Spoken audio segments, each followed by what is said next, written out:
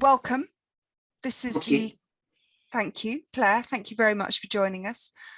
My name is Emma Vigas. I am founder and chair of Women in Residential Property. You are joining us today for the consumer episode of our introduction to a residential property transaction series.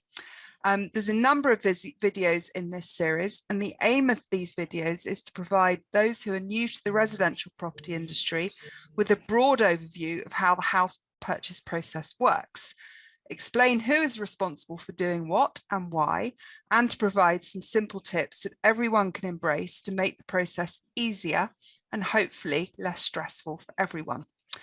Today, we're focusing on the home mover, most important person in the process. If nobody ever moved home, none of us would have any clients.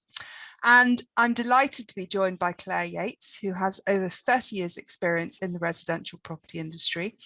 And through her business, CY Training Works helps law firms and estate agents improve their customer service and win more business. Clare, welcome again. Thank you so much for joining us. Clare, I think it would be fantastic if we could just start with an overview of the home purchase process, please. Well, I had a little think about this, about how to put this, and I thought the best way to describe buying a home is exciting and terrifying and adrenaline fueled. The scary thing is that there is actually, right at the start, there appears to be no certainty of a positive outcome for either buyer or seller until the legal process has reached exchange of contracts, meaning that the buyer effectively takes a leap of faith that they can buy the property that they've looked at, that it will be the property that they fell in love with, and they will be able to enjoy living in it in the way that they plan to. And the reason that it is as uncertain as it is because property transactions are still based on caveat emptor or buyer beware from the moment that the price is agreed between the buyer and seller. And the buyer has to research the past, the present, and the future of the property, together with the land it stands on, to determine whether they will encounter any problems in the future. And in order to do that, a buyer will need three professionals. They need a conveyancer employed to look after their interests from the legal perspective. They need a financial advisor who's going to help them to borrow the right sums with the right repayments and over the right term. And they need a surveyor who's going to make sure that they are buying the property at the right value and that it's safe to borrow against. And that whole process from start to finish, as I said, is done with this, but requires the collaboration of all three professionals helping that buyer to do what they need to do. So it's a little scary, but with the right education and the right approach, loads and loads and loads of people, literally thousands, are picking up their keys every single day of each working week. So we know people can buy, but you just have to be prepared for the roller coaster along the way. And of course, one of the things that makes it more complicated, Claire, is it's not just one person buying a house. They could be buying a house from somebody, and that person could be buying a house from somebody else. So we have this chain situation. Yes, and that word chain doesn't actually explain what really is happening, that we are all interdependent on each other. So I can't buy unless you've sold, and you can't buy on if I haven't sold, and so on. And it becomes very complicated. And then you've also got lots of emotional timetables, like I need to be in time for mum's birthday. I need to be in time for my children to start school or to start my new job. And other people have got other things that get in the way. And mixed with all of that, which is quite difficult, because we've got the excitement of buying your first home or your forever home or your happy ever after home or the home by the sea, mixed with, unfortunately, the sellers of people who've passed away and the people who are dealing with debt problems and need to sell for that reason. And of course, sadly, some of us find that the person that we thought we were going to be with forever, that isn't the case. So we've got separation. So you're mixing all of that distressed situation with moments of extreme euphoria and excitement and belief that you're moving on in your journey. So when you put all of that emotion into an incredibly expensive purchase, it's not surprising that most people say how stressful it is. But the good news is that with a bit of education and a little bit of coming back down to earth, and some good support around you, you can actually make this still a very good process to do. Okay, and when you were talking earlier, Claire, and you've got your fingers crossed quite a way through, and we've had the word euphoria, and we've heard how emotional this can all be. So how could you manage? What are your top tips for managing buyers and sellers' expectations? Well, the first thing is that everybody should understand what each expert is responsible for and how they're going to do their job. And they need to understand about timescales and asking those experts to help them to establish the timescales. I think there's a strange belief, a bit like ordering a sofa, that if you say, I want to buy this place, that they're going to give you a delivery time of 6 weeks or 8 weeks. And unfortunately, because of all the things we've just talked about, and the fact you've got to do some research after you've offered to buy, the buyer and the seller are not in a position to establish their own timescales. They need to listen to experts. So there's no crystal ball, sadly. Service standards, again, understand what your experts are going to do for you so that you don't get frustrated when you don't hear anything. And that includes no news updates, because some people say, well, I want to be told that nothing's happened. But your experts need to know how to communicate with you. So talk to your experts about how you like to be communicated with. Talk to them about your availability to receive contact, and also understand that WhatsApp and emails can be quite stressful if you don't understand the tone of voice they're written in, I suppose. That can be quite challenging as well. But above all, trust your experts, respect their expertise. They really do know their stuff, and you have to rely on them, because you really would struggle to do any of this on your own.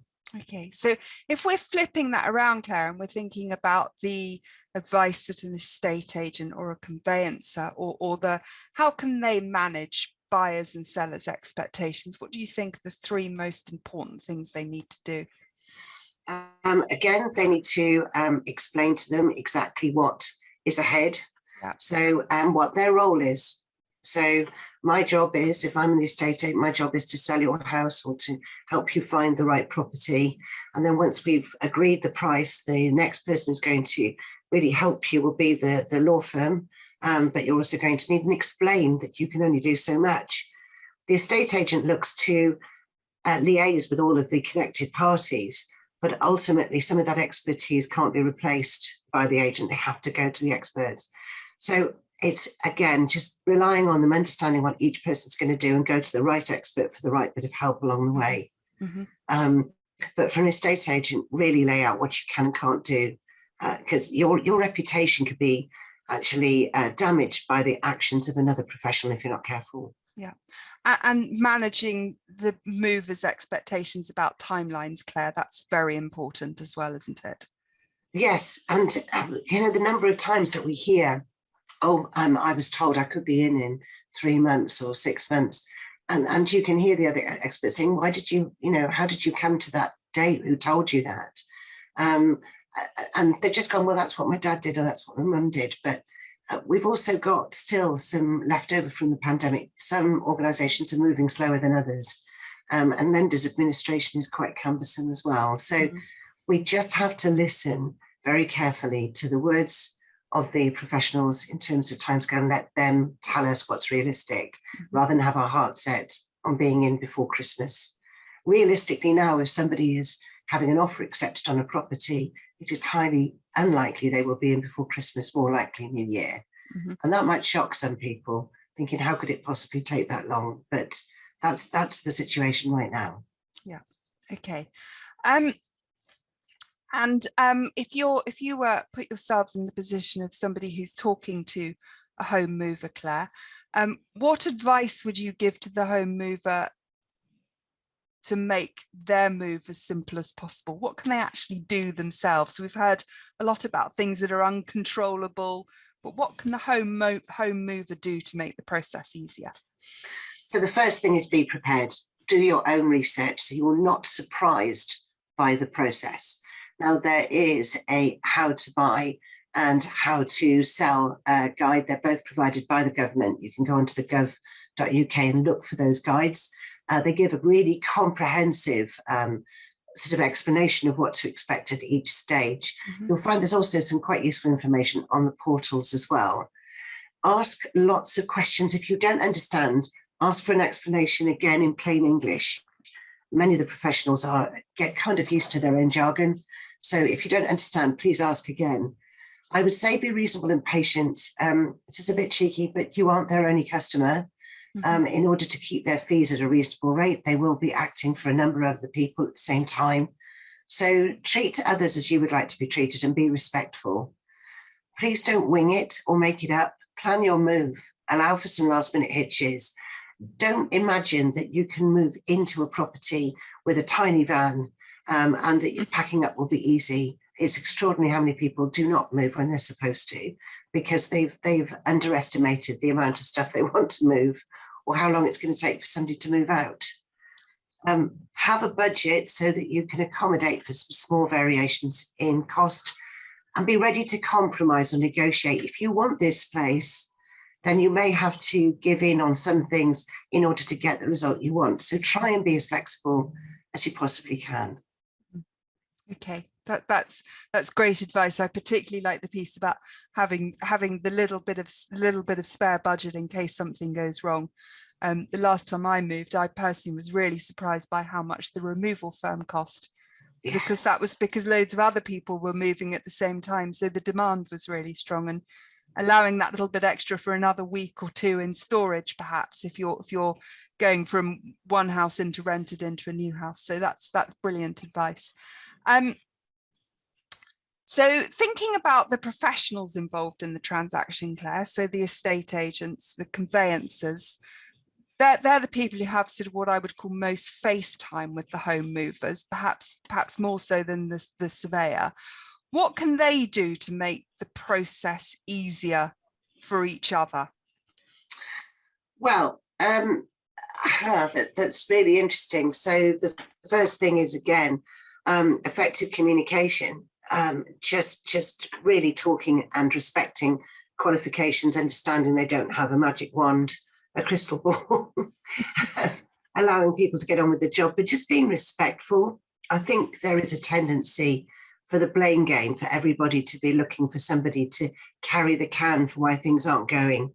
But I personally think that actually, if you turn around and understand that each person's an expert, a bit like having a carpenter and somebody that's a specialist engineer, each of these people does their job in a very specialist way, and just total respect. Okay. And what about sort of the importance of each professional understanding the role of the other professional? Do you think that understanding is as good as it could be? No, I'm afraid I don't. And this is borne out recently by doing some work with the home buyers and sellers groups I have, that each of the industry stakeholders tends to work a bit in silo. So their real understanding of who's doing what at any given point, it's a bit hit and miss, which can cause all sorts of misunderstandings between those professionals. And that's where the blame game can come in. And sadly, the client can feel that nobody seems to care about them. So it's really important that we start to demonstrate not only a bit more respect for each other's, but also just to actually find out a little bit more and to work as a team, right? So this is what I'm going to do to help this client. What are you going to do? Who's going to give them this message? Who's responsible for doing that? And really deal with it as a project management rather than three separate silos with the customer falling into each one. There's been a lot of coverage on social media, I've noticed, particularly in the last week, about the sort of continued breakdown of relationships between conveyancers and agents. Historically, I've spoken to a number of agents who've actually made a conscious effort to spend quite a lot of time with the conveyancers in their area and give new team members the opportunity to go and understand the role of the conveyancer. Do you think that's a good thing, something that's to be encouraged? 100%. An estate agent relies upon the conveyancer in order to get the deal through so that they get paid. So in other words, the success of their business is wholly reliant upon the conveyancer. And that situation, if it's not going well, leaves the agent helpless and anxious. And that's where it can get a little bit hairy. But I have to say that once you understand the process and you're speaking to them from a situation of knowledge, that whole relationship changes dramatically. there have been a number of estate agents that have actually become conveyancers, and very successful conveyancers, because their understanding of how somebody has come to fall in love with a property, or the distress sometimes of leaving a property that they love. And that empathy has gone into the conveyancing business in a very successful way. And I've recently met a conveyancer that's become an estate agent and is absolutely overjoyed to do it, to share the expertise the other way.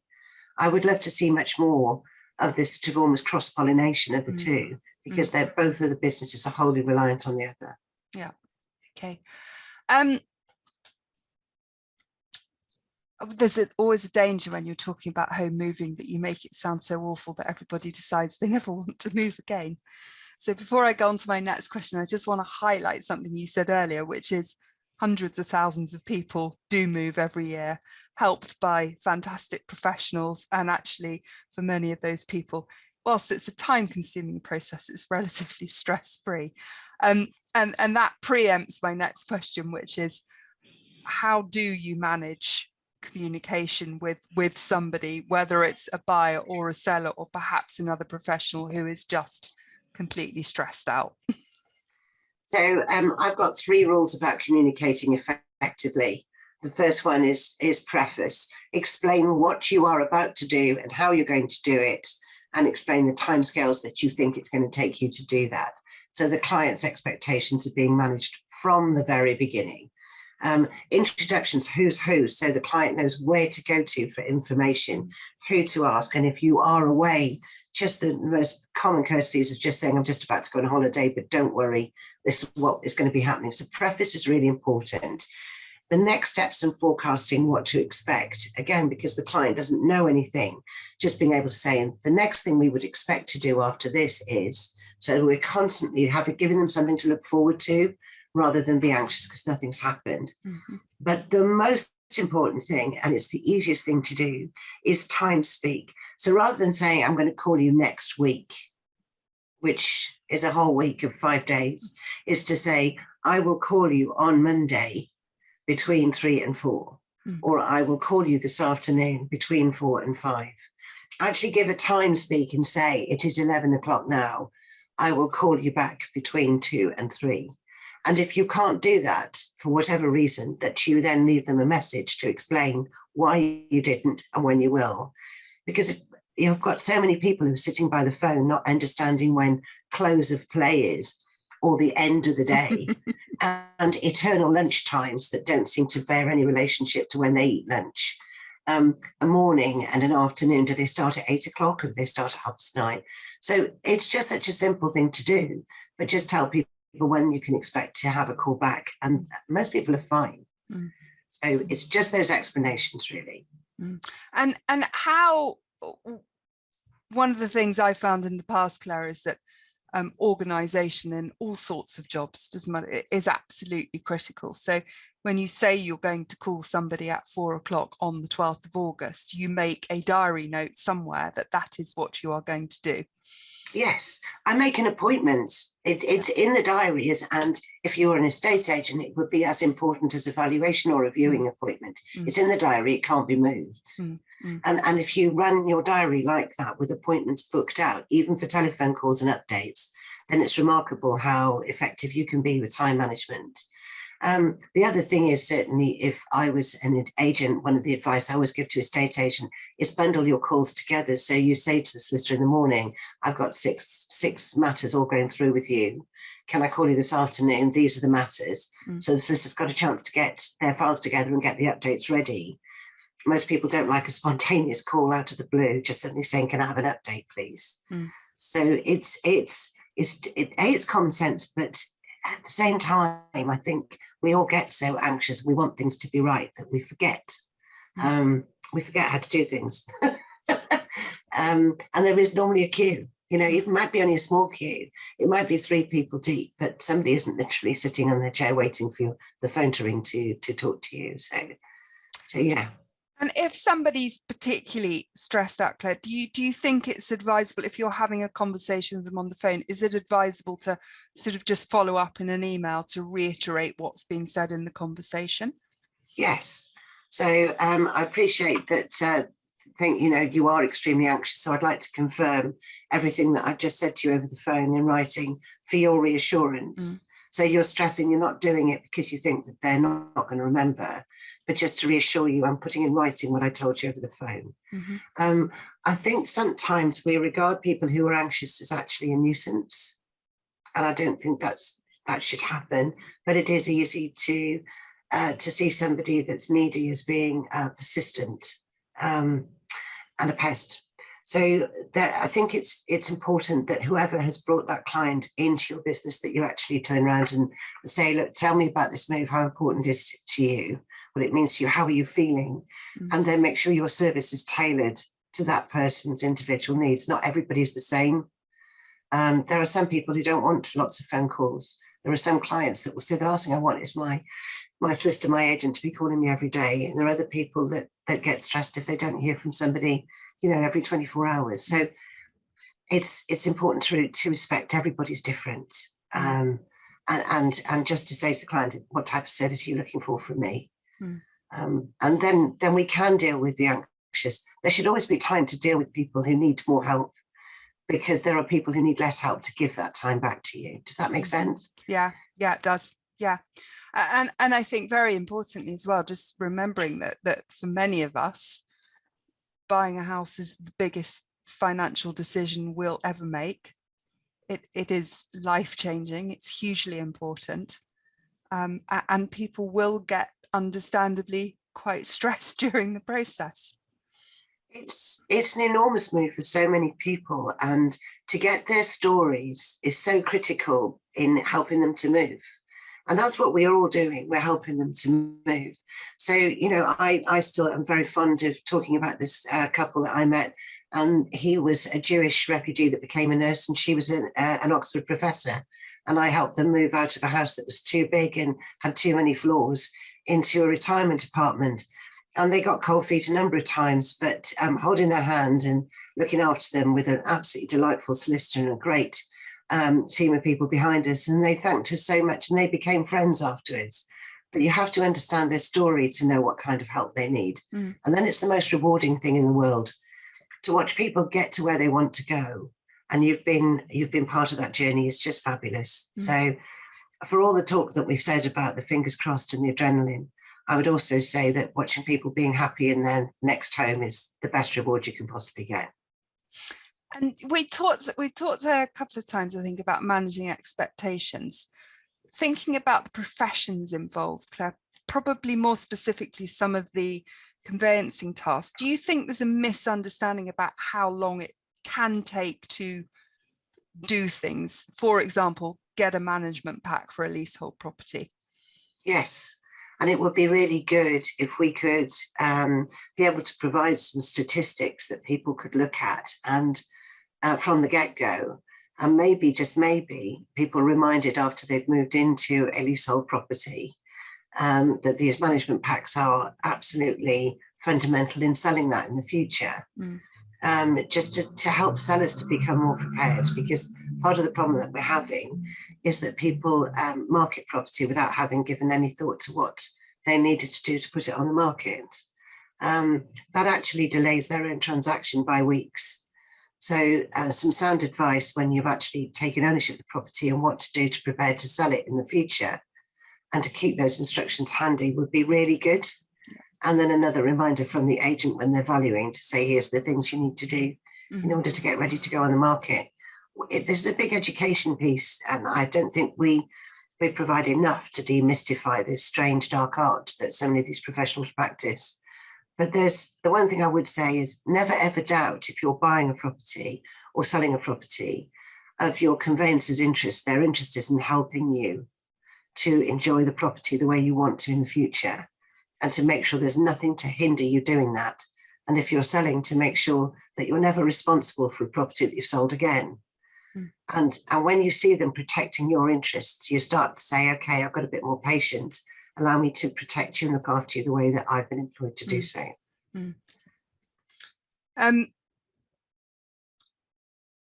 We've talked about dark art. We've talked about it being quite a complicated process. For somebody who's coming into the industry new, Claire, perhaps into an agency for the first time, or into a conveyancing department, where would you recommend they go to get some really good sort of overviews of what happens and who does what? Because there is an awful lot of rubbish and also quite a lot of aggression on some of the social media channels about how this process works and who does what. So the professional body that's connected to their particular part of the industry would be a good start. So RICS for surveyors, Property Mark would be two excellent ones. Certainly ALA for lettings. There's some good publications like Conveyancing Today, Legal Futures, before obviously looking at, say, Property Industry Eye or Negotiator. And of course, there's the Law Society Gazette. So I would look at, first of all, the regulatory bodies, the industry bodies, because they will be giving real case studies. But I think the other thing is that just talk to everybody you can. I've learned some fabulous stories, made some amazing friends who are keen to share the good and the great about what we do, and also a few stories and cautionary tales. But above all, I would say, and I know I've told you this 1,000 times, but I've never regretted for 1 second going into the property industry. It is a brilliant business where we genuinely help people to move and to be somewhere else, whatever they want to do. And just learning how to do it with empathy, understanding, and also professionalism. And yeah, there's plenty of people who will help you, but start with the professional bodies. Okay. Is there anything else you'd like to add, Claire? Any key takeaways you'd like people to walk away with? I think it's the understanding that your customer is likely to get difficult at least once, and to look for that moment and to allow them to express whatever frustration, anxiety it is, and not try and get them off the phone, but to walk in their shoes for a moment and try and understand what led them to get to the stage that they were.